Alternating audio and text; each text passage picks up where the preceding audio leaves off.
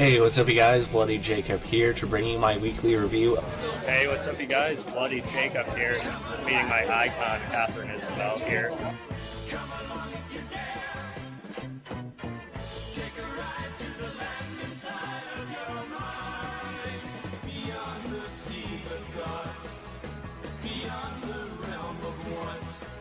Across the streams of hopes and dreams where things are really not. Come along if you can. Come along if you dare. Have a good one. Take a ride to the Cheers, guys. inside of your mind.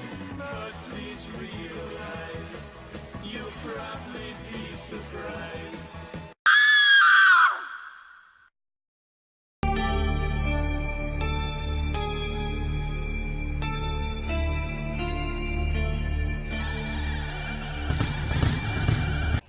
Hey, what's up you guys? Bloody Jacob here to bring you my review of the Season 5 finale of The 100 on the CW, which was called Damocles Part 2.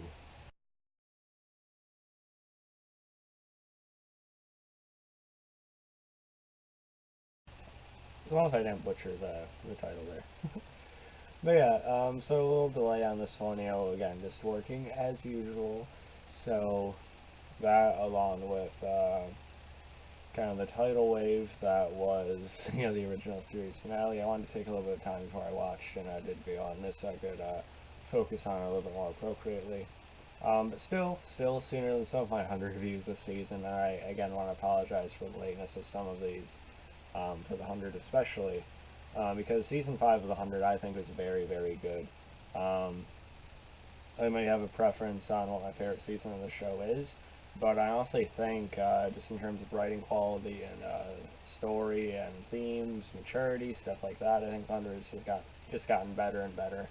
And I plan on doing a couple more 100 videos fairly soon, even though the season's over. Next one will probably be ranking the seasons of the 100, my favorites anyway. And then probably doing an updated top characters list too. So yeah. Damocles definitely had a swerve in it that I don't think a lot of people were expecting with Monty and Harper. I guess we'll just talk about that right off the bat. For me, it came a little out of nowhere, but I guess that was kind of the point. And I won't really knock that as like a negative on the episode because although it did come out of nowhere, I feel like it was very fitting for Monty to decide to do something like that, and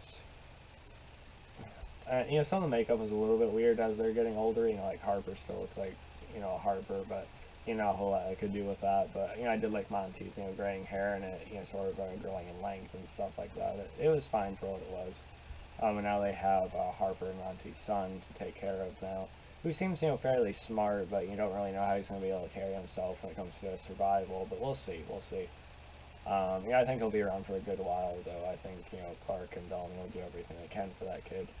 But yeah, it turns into, like, a smaller time jump that they plan on with the, cryopods, but then it turns into, like, 125 years later, because Earth is now completely uninhabitable, like, for real this time. Which is kind of surprising, one of you guys guessed right, they've gone to another planet at the very end of the episode. I'm just kind of surprised. Just for some reason I thought, oh, they're never going to fully abandon Earth, there's going to be some kind of hope because it's, our Earth or something. That's a little bit naive, thinking, I guess, on my part. But yeah, them going to this different planet at the very end is that Monty had found a way to. I think it's definitely interesting. It opens up like a literal world of possibilities for season 6. Like alien creatures potentially. I don't know. They better not just find humans on there. That'd be stupid. But yeah, just completely uncharted territory. They could, just really sink their teeth into with their writing and their story ideas. And I'm hoping I'm kind of with some people. I hope the war thing is kind of done. There can still be inner conflict, of course, but I think it should kind of shift focus to survival on this new planet, which I think is the obvious way to go. So I'm actually very eager for that. You got a little Clark and Bellamy moment at the end there, with them sort of, resting on each other as they looked on, which is in the thumbnail. very good acting all around. I actually really liked how Octavia's story kind of came full circle in this. It seems like she's kind of come back a bit, but I thought it was realistic that Bellamy hasn't, fully forgiven her or just went back to calling her O right away, Says, part of me will always love you, you're my sister, but part of me will always wish, I killed you or wish something else had happened. So I think that's fair, as she says. So yeah, now that they've rounded up Octavia's story this season, I think it's actually been a pretty good one. I was actually kind of expecting them to kill her off in this, but that was only if she was really, really too far gone. But I guess she wasn't. She's had her moments of selflessness again. And kneeling to Maddie, I thought was a good moment as well for that. And Echo, she had a few shining moments in this one as well, especially with that arrow shot that blew up the gun and everything. That was cool that they gave her that. Happy that Echo survived the season because she's one of my favorite characters now. Tastic Talis is doing a great job. I hope the writers know she's becoming sort of a favorite, although people keep talking about Blark. But whether they go that way or not, I just hope they keep Echo on the show. Kane has survived like I thought he did last week. And Abby made it as well. I know I complain about Abby almost every week, but I just don't think the character really has much of a place anymore. I think it would make sense if she died on the planet for some reason, and then Kane could start saying Theoza.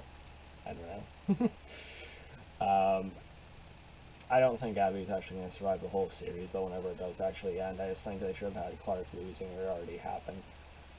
Because she doesn't really seem to have much use on the show. I don't know what use she's going to have on this new planet, just besides standing around being the Doctor again. I don't know. Now Clark can pretty much do almost everything she can, so I don't know. But yeah. Also, the fighting, the shooting, everything was exciting, of course. McCreary.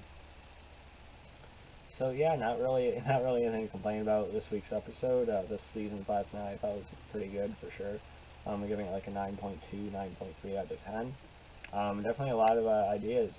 Like what do you think what do you think this planet's gonna contain? Do you think it'll be alien creatures? I'm sure some kind of life. How hard sci-fi are they gonna go with it? I don't know. But yeah, obviously it's going to be a very big sci-fi shift, but at the same time, I think, again, there's like a literal world of possibilities for some cool survival stuff too.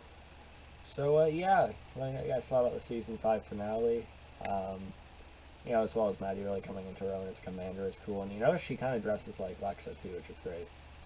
I just hope they don't fully try and replace Lexa, but I think it's good that she's kind of taking her image or mantle, if that's the right way to describe it. So yeah, I don't know what you guys thought about this one. Follow me on Facebook, Twitter, Instagram, like, subscribe. I'll catch you guys next time. Peace.